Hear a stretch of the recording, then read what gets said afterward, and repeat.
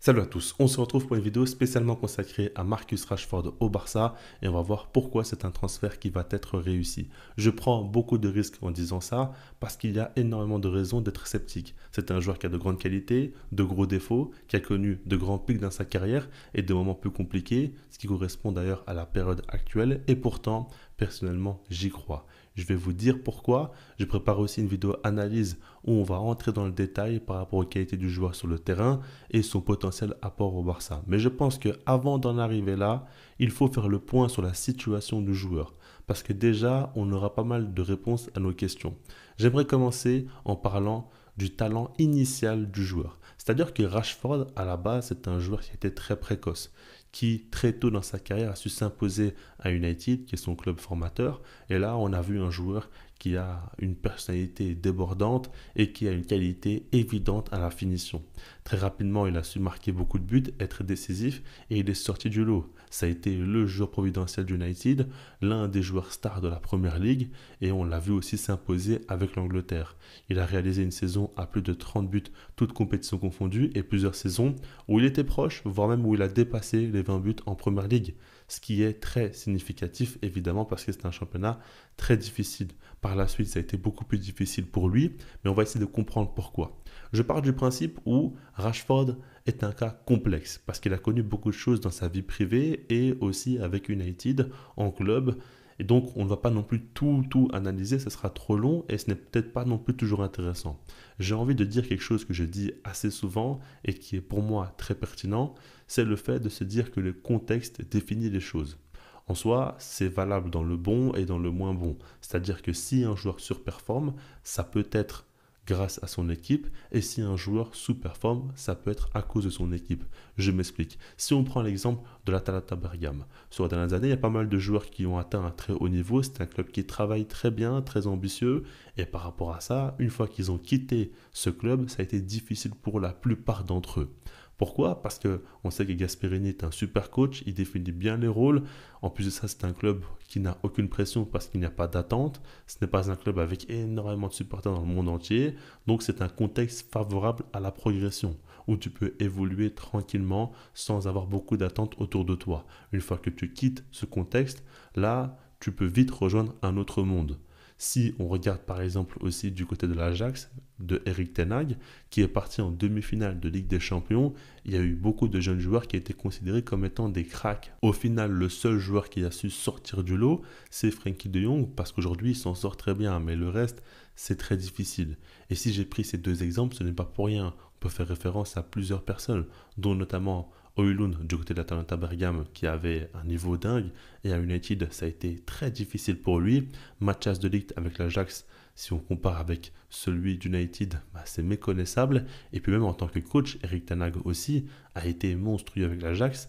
Et désormais avec United, ça a été difficile, ça a été même la catastrophe pour lui et a dû être viré. Donc déjà, ça montre bien les choses, mais si on prend l'exemple dans le sens inverse, ça en revient au même. Parce que du côté des joueurs comme McTominay, on parlait de lui comme étant un milieu de terrain insignifiant du côté de United, qui n'avait pas cette qualité pour s'imposer, pour être un joueur du niveau de cette équipe. Au final, il est parti à Naples, sous Antonio Conte, qui est certainement l'un des coachs les plus exigeants au monde, et a su s'imposer, a su devenir un joueur important. On a vite compris que son rôle n'était pas compris du côté d'United, alors que à Naples, ça n'a pas du tout été le cas, parce que là, ça a été une réussite. Il a marqué des buts importants dans la quête du Scudetto, ce qui est quand même très significatif. Si on continue, il y a Anthony aussi qui a été vu comme un grand flop du côté d'United, et on parlait de lui comme étant un joueur incapable de dribbler un autre, un joueur qui n'arrivait plus à être décisif au final du côté du Real Betis, justement en Espagne aussi, comme Rashford le fera. Lui, ça a été beaucoup mieux pour lui et il a montré qu'il avait de grandes qualités. Et puis pour terminer, un joueur comme Elanga aussi, un ailier qui n'arrivait pas à s'imposer du côté d'United, il est parti à Nottingham Forest pour 20 millions d'euros, a su exploser au point que Newcastle l'a recruté pour 60 millions d'euros et aujourd'hui il est considéré comme étant l'un des ailiers les plus fiables du championnat anglais. Pour moi, le cas d'Anthony est très parlant parce qu'on sait que c'est un joueur qui a été fortement impacté mentalement. Il l'a avoué, Rashford aussi l'a avoué. On sait que c'est deux joueurs qui n'y arrivaient plus. avec le contexte United et c'était trop lourd pour eux, donc ils n'étaient plus heureux dans ce club. Rashford l'a bien fait comprendre, ça fait longtemps qu'il fait des appels de phare au Barça et qu'il veut quitter United. Ça, on l'a tous compris. Anthony aussi n'en pouvait plus. Et une fois que tu es trop sous la pression, sous le feu des projecteurs aussi, que chaque minute où tu joues, tu es critiqué et analysé dans le moindre détail, ça devient vite compliqué et ça fait que tu perds en motivation. Je dis toujours que lorsque le mental est impacté, les jambes le sont aussi. Pour les footballeurs, c'est important. Alors en soi, on pourrait se dire que si jamais tu ne supportes pas la pression d'United, ça ne sera pas non plus forcément plus simple à Barcelone. Et je ne suis pas d'accord parce que son statut ne sera pas le même. C'est-à-dire qu'à United, Rashford était vu comme l'élu, le joueur qui devait redresser United et les sortir de la crise, le joueur emblématique, le joueur en attaque qui faisait les différences, alors qu'au Barça, il aura un rôle secondaire dans un premier temps. Et ça lui correspond. Je pense qu'il doit un petit peu passer par là aussi, avoir une période où il est moins important, moins attendu, pour ensuite pouvoir rebondir. Et c'est ce que le Barça lui offre. Ensuite, il y a un coach aussi qui pourrait lui offrir un meilleur contexte. Justement, Hansi Flick, on le sait, il a l'habitude de relancer des joueurs. On l'a vu au Barça. Est-ce que vous pensiez réellement que Rafinha allait atteindre un tel niveau? Je ne pense pas et ça a été en grande partie grâce à Hansi Flick. Est-ce que vous pensiez que Ferran Torres allait retrouver un tel niveau et devenir si important? Je ne pense pas non plus et c'est en grande partie grâce à Hansi Flick. Est-ce que vous pensez aussi qu'Eric Garcia allait devenir aussi fiable? Je ne pense toujours pas. Et c'est en grande partie, encore une fois, grâce à Hansi Flick. Comment c'est possible? Eh bien, c'est parce que le collectif fonctionne hyper bien. Donc forcément, tous les joueurs sont tirés vers le haut. Et en plus de ça, le contexte à Barcelone est différent. La vie à Barcelone n'est pas la vie à Manchester United. Et puis, de manière globale, on sait très bien qu'à Barcelone, souvent, les joueurs sont épanouis. C'est un club qui, lorsqu'il fonctionne bien, rend les joueurs heureux, lorsque ça ne va pas, rend les joueurs malheureux. Mais justement, le Barça n'est plus en crise. Donc ça aide Rashford et ça fait que le contexte est beaucoup plus favorable pour lui. En plus de ces aspects-là, je pense qu'Hansi Flick peut apporter à Rashford ce qui lui manque. En soi, Rashford est un joueur qui a un sens du but indéniable. Un joueur qui a beaucoup de qualités sur le terrain, mais ce qu'on lui reproche, c'est son apport défensif. Un joueur qui ne fait pas assez d'efforts, un joueur qui ne presse pas assez, et ça c'est problématique. Du côté d'Hansi Flick, c'est pas acceptable. Ce n'est pas possible qu'un joueur en attaque ne fasse pas assez d'efforts, ne court pas autant que les autres. Donc il va lui demander de faire beaucoup plus. Il va lui offrir une préparation physique digne de ce nom pour qu'il soit au top aussi. Il va lui apprendre aussi comment presser. Et tout ça, c'est des points qui vont l'aider. Ça me fait penser un petit peu à Frenkie de Jong aussi qui avait de grosses lacunes défensives. Alors c'est pas un offensif, mais lui, en tout cas, était beaucoup plus fort avec ballon que sans ballon, tout comme Rashford. Et Hansi Flick l'a énormément fait travailler avec son staff et on a vu qu'aujourd'hui il a fait de progrès énormes. Alors ce n'est pas devenu un top défenseur, loin de là, mais ce n'était pas le but. Le but était qu'il puisse aussi s'incorporer au système d'Hansi Flick et ça a été le cas. Et Rashford aussi pourra aller dans la même direction aussi. D'ailleurs, c'est deux joueurs que je trouve assez nonchalants. De Jong ne l'est plus et Rashford devrait aussi suivre ce chemin.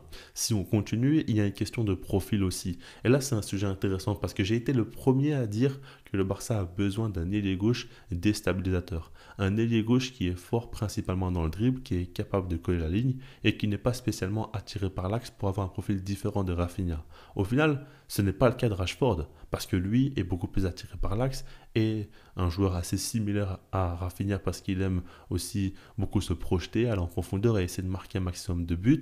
Mais en soi, ça facilite les choses aussi. Parce que si jamais tu veux une option B à Rafinha, si tu veux le faire reposer, eh ben, tu mets Rashford avec le même rôle, tu ne vas pas chambouler ton système, ce qui va simplifier les choses aussi pour Hansi Flick et ça va lui permettre d'avoir plus de temps de jeu. En plus de ça, il est capable aussi de jouer au poste de numéro 9. Et quand on regarde, Lewandowski est très âgé, il a Ferran Torres derrière, mais ce n'est pas impossible pour lui qu'il s'impose s'il retrouve son meilleur niveau. Donc, il y a beaucoup de perspectives positives et on sait qu'il aura du temps de jeu, on sait qu'il aura des opportunités. S'il est bon, il y a de quoi s'imposer dans le 11 titulaire. Alors je ne sais pas réellement s'il va le faire assez rapidement. Je pense qu'il aura besoin de quelques mois d'adaptation par rapport au style du Barça, par rapport aux exigences d'Hansi Flick. Mais s'il y répond positivement, je pense réellement qu'il pourra avoir un rôle important assez rapidement, surtout on va dire en seconde partie de saison.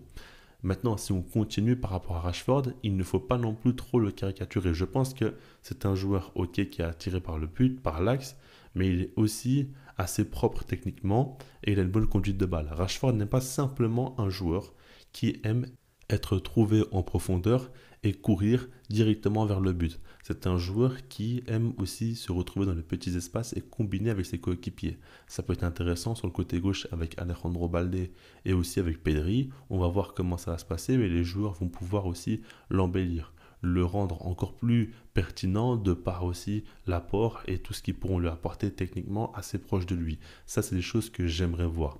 Moi, je pars du principe de manière globale que le Barça ne prend aucun risque avec un prêt et une option d'achat. Je pense que ça décharge aussi un petit peu Rashford parce que si jamais il était recruté pour 30 à 50 millions d'euros, tout de suite, il aurait eu plus d'attentes et plus de pression. Aujourd'hui, les supporters seront beaucoup plus indulgents parce que ce n'est qu'un prêt. Si ça ne fonctionne pas, il retournera à United et ce sera son problème. Aujourd'hui, Rashford est dans une période où il peut définitivement relancer sa carrière. Il y a la Coupe du Monde 2026 qui est dans son viseur. Il va tout faire pour être au top et pour finir en beauté. Je ne vais pas dire finir sa carrière, mais en tout cas avoir une dernière partie de carrière où là, il sera au top parce qu'il s'approche des 28 ans. C'est un très bon âge pour arriver à son prime, pour connaître son pic. Il a déjà eu des moment dans sa carrière où il avait un niveau très haut, il pourrait même encore surpasser cela potentiellement au Barça, où il va enfin sortir du contexte mancunien pour aller à Barcelone, où c'est totalement différent, dans un championnat différent. Il va découvrir aussi tout cela et ça peut être très bénéfique pour lui. Personnellement, j'y crois. Je pense qu'il y a des qualités qui correspondent aussi à ce que Hansi Flick recherche. C'est lui aussi qui a fait le forcing, donc il voulait le joueur et ça, c'est un signe positif et ça prouve bien aussi qu'il a des idées sur comment l'utiliser et la confiance en ses qualités. Maintenant, on va voir sur le terrain ce que ça va donner. Comme je le disais déjà, ce n'était pas mon premier choix, mais c'est un joueur qui correspond à une grosse opportunité de marché. C'est-à-dire qu'en soi, si jamais le Barça avait un gros budget, je ne serais pas allé sur Rashford. Mais dans la situation actuelle où tu es incapable d'injecter 50 à 60 millions d'euros sur un ailier, autant foncer sur Rashford. Et si le Barça est intelligent, ils vont recruter au poste de latéraux, dans l'idéal des deux côtés, mais au moins d'un des deux côtés. Et là, tu auras un gardien, tu auras Rashford, tu auras Bardi et potentiellement un ou deux latérales. Donc tu seras quand même bien mieux armé que la saison passée et là ça sera très très bien pour la suite. Mais si on en revient au joueur anglais, il a quand même de quoi réussir cette fois-ci. Tous les éléments sont présents, que ce soit du contexte au coach, même à la situation du club, à l'énergie, au fait qu'il voulait à tout prix être là. Il a toutes les raisons de se donner à fond. Si jamais il paraît encore nonchalant ou ne fait pas assez d'efforts, c'est qu'il est fini pour le plus haut niveau. Là, ce sera direction Arabie Saoudite. Et encore, il faudra espérer qu'il ait une offre. On va être très clair. Donc c'est le moment ou jamais pour lui. S'il n'y arrive pas, ce sera certainement une descente aux enfers pour lui. Ce qui est intéressant, c'est que le Barça a une option d'achat de 30 millions d'euros. Quand on regarde sur Transfermarkt, par exemple, il est évalué à 50 millions d'euros. Donc c'est quand même très positif. Et je pense que s'il fait une bonne saison, s'il prouve qu'il a su s'imposer dans le Barça de Flick, on aura toutes les raisons pour investir 30 millions d'euros sur lui, surtout que Lewandowski ne sera plus là, il y aura un offensif en moins, on pourra le mettre parmi ceux-ci et ça peut être déjà très intéressant pour pas trop cher. Et puis tu peux encore espérer recruter un joueur de plus pour avoir encore bien plus de qualité. De manière globale, il y a de quoi faire. Et j'espère vraiment qu'il va réussir parce que ça va beaucoup aider le Barça déjà à l'instant T et même pour la suite aussi. Il faut le prendre en compte. En tout cas, c'est un transfert qui me hype. Je ne vous cache pas que de base, c'est un joueur que j'ai beaucoup suivi. Je croyais énormément en lui et je vais même vous révéler quelque chose. De base, je pensais qu'il était plus talentueux qu'Mbappé et qu'il allait atteindre un meilleur niveau, en tout cas réaliser une meilleure carrière.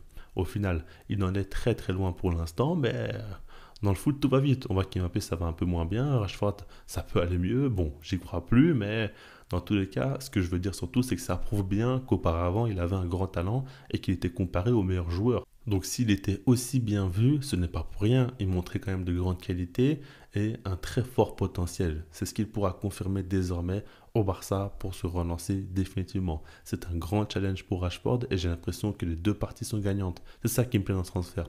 Parce que d'un côté, tu as Rashford qui a l'opportunité idéale pour se relancer. Il ne pouvait pas espérer mieux dans sa situation actuelle. Et du côté du Barça, économiquement, c'est compliqué. Tu as une grosse opportunité de marché avec un joueur qui vient gratuitement en prêt, qui baisse son salaire aussi.